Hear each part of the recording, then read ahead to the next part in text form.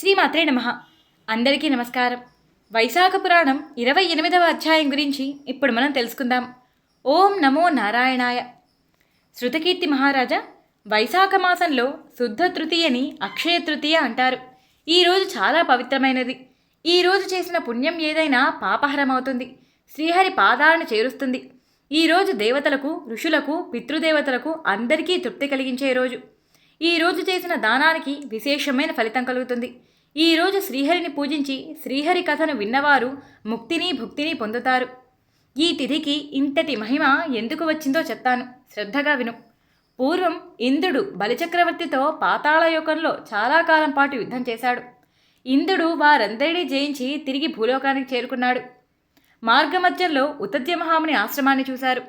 అక్కడికి వెళ్ళి కొంతసేపు సేద తీరాలనుకున్నారు. ఆయన భార్య పేరు మమత, త్రిలోక సుందరి. ఆమె గర్భవతిగా ఉంది. ఆమెను చూసి ఇంద్రుడు మోహించాడు. ఆమెను బలవంతం చేయపోయాడు. ఆమె ఎంతగానో వారించింది. ఇది ధర్మం కానిది ఎంతో చెప్పి చూసింది. కానీ ఇంద్రుడు ఏమాత్రం పట్టించుకోలేదు.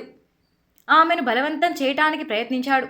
దానితో లోపల ఉన్న బిడ్డ ఇంద్రుని యొక్క తేజస్సు లోపలికి రానివ్వకుండా తన పాదాలను అడ్డుగా పెట్టింది. దానితో కోపగించుకున్న ఇంద్రుడు గర్భంలోని శిశువుని గుడ్డివాడైపో అని శపించేశాడు. ఆ శాపాన్ని అనుసరించి మునిపత్ని గర్భంలో ఉన్న బాలుడు అక్కడే గుడ్డివాడైపోయాడు. ఇంద్రుడు మునిపత్నిని బలవంతంగా అనుభవించారు. మహర్షి అక్కడికి వస్తే శపిస్తాడేమో అని భయపడిపోయాడు. వెంటనే అక్కడి నుంచి లేచి గబగబా పరిగెత్తారు. భయంతో మేరుపర్వత గుహల్లో తలదాచుకున్నాడు. ఇంద్రుడు మేరుపర్వత గుహల దగ్గర తలదాచుకున్నాడు అనే విషయాన్ని తెలుసుకున్న రాక్షసులు అమరావతిని ఆక్రమించారు. దేవతలందరినీ తరిమి కొట్టేశారు. దేవతలందరూ దిక్కుతోచిన స్థితిలో బృహస్పతి దగ్గరకు చేరుకున్నారు. దేవగురువైన బృహస్పతికి వారి బాధనంతా తెలియజేశారు. ఇంద్రుడు ఎప్పుడు వస్తారో తెలియజేయమని ప్రార్థించారు. అప్పుడు బృహస్పతి దేవతలందరికీ ఇంద్రుడు ఉన్న పరిస్థితి గురించి తెలియజేశారు.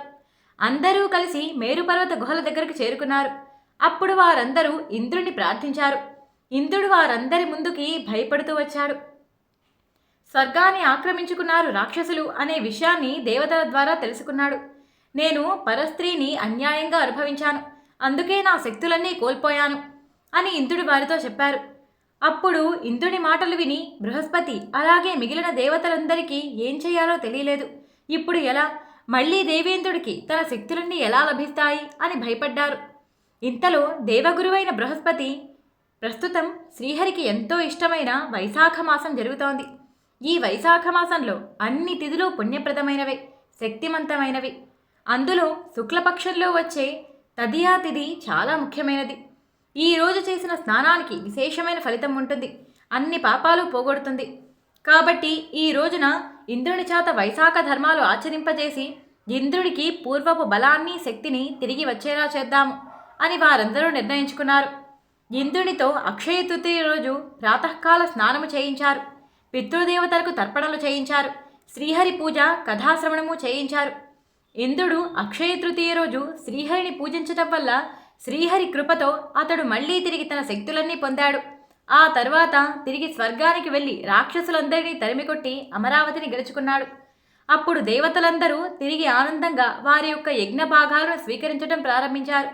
మునులు కూడా రాక్షసుల బాధ నుంచి బయటపడ్డవారే నిశ్చింతగా వాళ్ళ యజ్ఞాలను చేసుకున్నారు. వేదాధ్యయనాన్ని కొనసాగించారు. పితృదేవతలు కూడా యథాపూర్వకంగా వారి పిండాలను స్వీకరించగలిగారు.